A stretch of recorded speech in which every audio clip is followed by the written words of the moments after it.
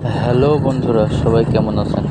ইতিমধ্যে আমরা উপস্থিত হয়েছি লালমাই পাহাড়ে।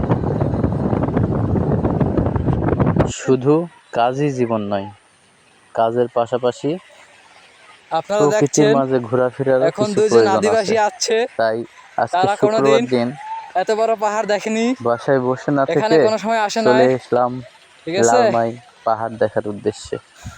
ও কত গপ্প কয়। আসলে এখানকার মাটি লাল, তাই এই পাহাড়কে লালমাই পাহাড় বলে।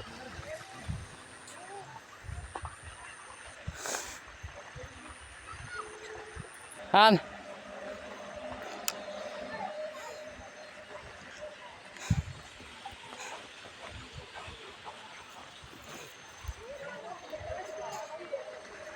ঘোরাফেরা করলে শরীর যেমন ভালো থাকে, তেমনি মনটাও ভালো থাকে। অনেক বড়, যা তাই বলার কাজের বাইরে। পাশাপাশি ঘোরাফেরারও এত প্রয়োজন বড় আছে। পাহাড় আমার নানার বয়সও দেখি নাই। হয়েছে।